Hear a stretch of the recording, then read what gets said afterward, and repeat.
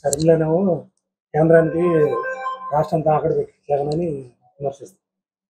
ఇప్పుడు షర్మిలమ్మ తెలంగాణలో తెలంగాణ ప్రజల కోసం, పాలేరు ప్రజల కోసం ఆవిడ అక్కడ పార్టీ పెట్టి 4000 కిలోమీటర్లు పాదయాత్ర చేసి తెలంగాణ ప్రజలను ఉద్ధరిస్తానని చెప్పి, రాజశేఖర రెడ్డి బిడ్డనని చెప్పి, రాజశేఖర రెడ్డి గారి ఆశయాలు సాధిస్తానని చెప్పి అక్కడ ఏం చేసిందో తెలంగాణ ప్రజలు, ఆంధ్రప్రదేశ్ ప్రజలు కూడా చూశారు. అక్కడ ఆవిడకి 0% ఓటింగో లేదా 1% ఓటింగ్ ఉండేది. ఆ పార్టీ ఇంకొక జీరో ఓటింగ్ ఉన్నటువంటి పార్టీలు విలీనం చేసి ఇక్కడికి వచ్చి ఆవిడ మళ్ళీ ఇక్కడ కూడా సేమ్ డైలాగులు, ఆంధ్రప్రదేశ్ కోసమే పుట్టాను, ఆంధ్రప్రదేశ్ ఉద్ధరిత పుట్టాను. ఇప్పుడు వైజాగ్లో స్టీల్ ప్లాంట్ గురించి 4 సంవత్సరాల నుంచి గొడవ జరుగుతుంది. ఆవిడేమైంది 4 సంవత్సరాల్లో? 4 సంవత్సరాల్లో ఏమైంది? పోలవరం ప్రాజెక్టు ఇప్పుడు గుర్తొచ్చింది ఆవిడకి. ఇవన్నీ కూడా రాజకీయంగా ఏదో రకంగా ఒక పదవిలోకి రావాలని చెప్పి కాంగ్రెస్ పార్టీ ప్రాపకం కోసం జగన్మోహన్ రెడ్డి గారి మీద నిందలేస్తూ తిరుగుతుంది. ఆవిడ పార్టీ కోసం కష్టపడ్డాను, పార్టీ కోసం ఇది చేశాను, అది చేశాను అని చెప్తుంది. ఆవిడ డెఫినెట్గా వైఎస్ఆర్ కాంగ్రెస్ పార్టీ కోసం, జగన్మోహన్ రెడ్డి గారి కోసం, రాజశేఖర రెడ్డి గారి కోసం, ఆవిడ కుటుంబం కోసం ఆవిడ కష్టపడి ఉండొచ్చు. అయితే ఆవిడ 2014 ముందు 2012లో జగన్మోహన్ రెడ్డి గారు జైలుకి వెళ్ళినాక సెప్టెంబర్లో పాదయాత్ర చేసింది. ఆవిడ 4000 కిలోమీటర్లు నడిచానంటుంది. అప్పుడు వైసీపీ అధికారంలో వచ్చింది. ఆవిడ నడిచినప్పుడు ఎక్కడన్నా ప్రచారం చేశారా? వైఎస్ఆర్ కాంగ్రెస్ పార్టీ కోసం ఎక్కడన్నా ఆవిడ పనిచేసిందా? 2014లో వైఎస్ఆర్ కాంగ్రెస్ పార్టీ ఓడిపోయి 23 సీట్లు, 23 మంది ఎమ్మెల్యేలను చంద్రబాబు తీసుకుని వెళ్ళిపోతే జగన్మోహన్ రెడ్డి గారు ఇడుపులపై నుంచి ఇచ్చేపురం వరకు పాదయాత్ర చేశాడు. ఆ పాదయాత్రలో ఆవిడ ఎక్కడన్నా పాల్గొందా? లేకపోతే వైఎస్ఆర్ కాంగ్రెస్ పార్టీ కోసం, కార్యకర్తల కోసం, నాయకుల కోసం, కార్యకర్తల మీద, నాయకుల మీద దాడులు జరిగి చంద్రబాబు నాయుడు ఆధ్వర్యంలో తెలుగుదేశం పార్టీ నాయకుల్ని చంపితే, కార్యకర్తలను చంపితే ఆవిడ ఎక్కడికన్నా వచ్చిందా? 5 సంవత్సరాల్లో 20 రోజులు ఎలక్షన్ నోటిఫికేషన్ వచ్చినాక 20 రోజులు బస్సులో ఆవిడ ఒక 40 మీటింగులు చెప్పింది. ఆవిడ 20 రోజులు 40 మీటింగులు చెబితే వైఎస్ఆర్ కాంగ్రెస్ పార్టీకి 151 సీట్లు వచ్చినాయి. జగన్మోహన్ రెడ్డి గారు 16 నెలలు జైల్లో ఉంటే ఆవిడ 7 నెలలు పాదయాత్ర చేసింది. ఆవిడ పాదయాత్ర చేయగానే ఆవిడ గెలిపించేసిందా 2014లో వైఎస్ఆర్ కాంగ్రెస్ పార్టీని? నేను కష్టపడ్డానంటే ఎవరి కోసం కష్టపడింది ఆవిడ? ఈ రాష్ట్ర ప్రజల కోసం కష్టపడింది, అన్న కోసం కష్టపడ్డాను, నిస్వార్థంగా కష్టపడ్డానని చెబుతుంది. నిస్వార్థంగా కష్టపడినప్పుడు ఇప్పుడు ఈ రోజు వచ్చి 4 సంవత్సరాలకి ఇంకా ఎన్నికలు 3 నెలలు ఉందనగా స్టీల్ ప్లాంట్ ప్రైవేటీకరణ చేసేస్తున్నాడు మోడీ. ఏం చేయాలి? ఈవిడ నిన్న లేఖ రాసింది. మేము ఇటువంటి లేఖలు 100 రాసాం. పోలవరం ప్రాజెక్టు కేంద్రం కట్టాల్సినటువంటి ప్రాజెక్టు చంద్రబాబు నాయుడు తీసుకున్నాడు. ఆ రోజు ఏమన్నా మాట్లాడింది ఈవిడ? ఒక 50,000 కోట్ల రూపాయల ప్రాజెక్టుకి నిర్వాసితులకు ఇవ్వాలి, మన డబ్బులు ఏమైనా తెచ్చేస్తుందా? ఏం చేయాలి? మన కాంగ్రెస్ పార్టీ పెట్టినటువంటి వాగ్దానాలు అమలు చేయలే. మరి దేశవ్యాప్తంగా కాంగ్రెస్ ఎందుకని రిజైన్ చేయట్లా? కాంగ్రెస్ పార్టీ ఎందుకు పోరాట్లా? మేము పెట్టిన చట్టం ఎందుకు చేయవు మోడీ అని చెప్పి వాళ్ళు ఎందుకు అడగట్లా? వాళ్ళకి బాధ్యత లేదా? అది ప్రతిపక్ష పార్టీ కదా దేశంలో కాంగ్రెస్ పార్టీ. వాళ్ళకేం సంబంధం లేదా కాంగ్రెస్ పార్టీకి ఆంధ్రప్రదేశ్ గురించి? ఈ 10 సంవత్సరాల్లో ఏమన్నా కాంగ్రెస్ పార్టీ పార్లమెంట్లో అడిగింది ఆంధ్రప్రదేశ్ గురించి? కొన్ని ఏమైనా ఎంపీలతో రిజైన్ చేయించిందా? మొన్న ఏముంటుంది ఆవిడ ప్రతిపక్ష నాయకుడిగా ఉండగా ఎంపీలతో రిజైన్ చేయించావు, అవిశ్వాస తీర్మానం పెట్టామని చెప్తుంది. ఎవరు పెట్టారు అవిశ్వాస తీర్మానం? ఎంపీలతో ఎవరు రిజైన్ చేయించారు?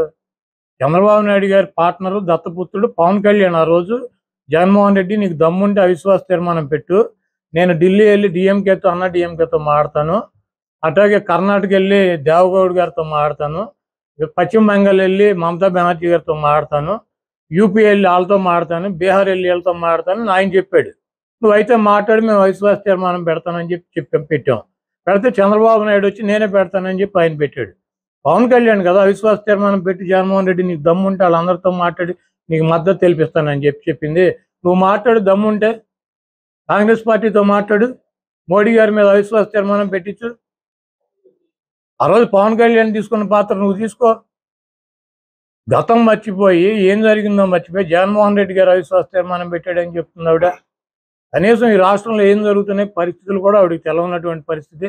ఇక్కడ జరుగుతున్నటువంటి 17 మెడికల్ కాలేజీలు కట్టాం, అది అభివృద్ధి కదా? 16,000 మంది సచివాలయాలు కట్టాం, అది అభివృద్ధి కదా? 10 మందికి ప్రతి గ్రామంలోని సచివాలయం ఎంప్లాయ్మెంట్ ఇచ్చాడు. దాదాపు 2 లక్షల పైన సచివాలయంకి ఉద్యోగాలు ఇచ్చారు, గవర్నమెంట్ ఉద్యోగాలు. 53,000 మందిని మెడికల్ సిబ్బందిని తీసుకున్నారు. అదేవిధంగా 2,57,000 కోట్ల రూపాయలు సంక్షేమ కార్యక్రమాల కింద అనేక కుటుంబాలకు ఆర్థిక సహాయం చేశాం. అదేవిధంగా 4 షిప్ పోర్టులు రన్నింగ్లో ఉన్నాయి, కడుతున్నారు. షిప్ జెట్టీలు కట్టాము. అదేవిధంగా నాడు నేడు మీద 45,000 మంది పిల్లలకి, చదువుకునే పిల్లలకి స్కూల్స్ ఆధునీకరణ చేశారు. వాళ్ళకి మంచి బట్టలు, బూట్లు, వాళ్ళకి ఇంగ్లీష్ మీడియం, వాళ్ళకి ఉన్నతమైనటువంటి విద్య చెప్పించేటువంటి కార్యక్రమం, వాళ్ళకి భోజనాలు పెట్టేటువంటి కార్యక్రమం. ఆరోగ్యశ్రీలో రాజశేఖర రెడ్డి గారు పెట్టిన 1000 అంబులెన్సులు తీసుకొచ్చారు. చంద్రబాబు నాయుడు మూల పడేస్తే 104లు ఇంటింటికి వెళ్ళి మెడికల్ క్యాంపులు పెట్టి ఆరోగ్యాన్ని రాజశేఖర రెడ్డి గారి పేరు పెట్టి వైఎస్ఆర్ ఆరోగ్యశ్రీ దాని పేరు. ప్రతి పథకానికి రాజశేఖర రెడ్డి గారి పేరు పెట్టి రాజశేఖర రెడ్డి గారు అడుగుదాడులో నడుస్తున్నటువంటి వ్యక్తి జగన్మోహన్ రెడ్డి గారు.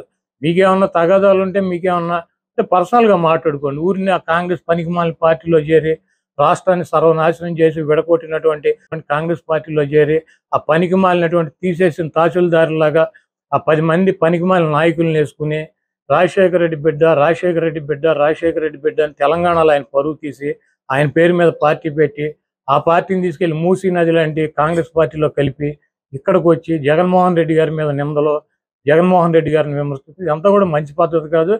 ఆవిడకి ఏమైనా పర్సనల్గా ఉంటే పర్సనల్గా చూసుకోవాలి. వైఎస్ఆర్ కాంగ్రెస్ పార్టీ మీద, జగన్మోహన్ రెడ్డి గారి మీద నిందలేసి జగన్మోహన్ రెడ్డి గారిని ఏదో చేద్దాము, రాజశేఖర రెడ్డి గారి ప్రత్యర్థులు దేబిఎన్ రాధాకృష్ణ, రామోజీరావు, చంద్రబాబు నాయుడు, రేవంత్ రెడ్డి, వీళ్ళందరూ ఎవరో రాజశేఖర రెడ్డి గారిని సర్వనాశనం చేస్తానని చెప్పి తిరిగినాళ్ళు. పవన్ కళ్యాణ్ రాజశేఖర రెడ్డి గారి పంచి కొట్టి తరిమి కొడతానని చెప్పినటువంటి పవన్ కళ్యాణ్ వీళ్ళందరూ ఇళ్ళకెళ్ళి వీళ్ళందరితో కలిసి రాజశేఖర రెడ్డి గారి రక్తం పంచుకుని రాజశేఖర రెడ్డి గారి ఆశయాలని నిలబెట్టి ఈరోజు ఇంకా రాజశేఖర రెడ్డి గారు చనిపోయి 15 ఏళ్ళైనా రాజశేఖర రెడ్డి గారి పేరు రోజు ప్రతివాడు తలుస్తున్నాడంటే దానికి కారణం జగన్మోహన్ రెడ్డి గారు.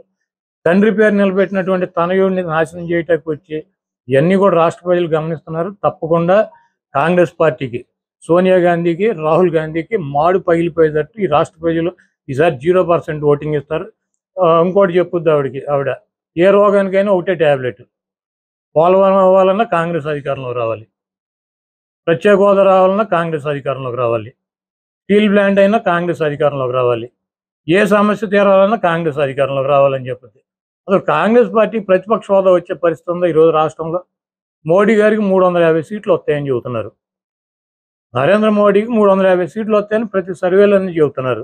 చెబుతుంటే కాంగ్రెస్ పార్టీ అధికారంలోకి వద్దంటే నితీష్ కుమార్ వెళ్ళిపోయాడు, మమతా బెనర్జీ వివాదాలు, ప్రతి వాళ్ళు ఇండియా కూటమి పెట్టారు. ఆ కూటమి ఒక్కొక్కటి వెళ్ళిపోతున్నారు.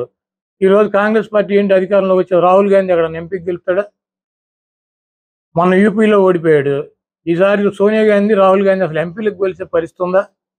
అదో తీసేయడానికి సిద్ధంగా ఉన్న పార్టీని దాన్ని పట్టుకొచ్చి డిస్పోజల్ పార్టీని రాహుల్ గాంధీ మొదటి సంతకం పెడతాడంట. ఎక్కడ పెడతాడు మొదటి సంతకం? ఎక్కడ పెడతాడు? ఆ ఎంపీ కూడా కాడు. ప్రధానమంత్రి రాహుల్ గాంధీ అయ్యే పరిస్థితి ఉందా? మనం బతికుండగా రాహుల్ గాంధీని ప్రధానమంత్రిగా చూడగలమా ఈ దేశంలో? అది తీసేసిన పార్టీ. 30 రాష్ట్రాలు ఉంటే కనీసం 25 రాష్ట్రాలు అసలు ఆ పార్టీనే లేదు. రాహుల్ గాంధీ ప్రధానమంత్రి అవుతాడు. రాహుల్ గాంధీ ప్రధానమంత్రి కాదు, ఎంపీ కూడా అవడు.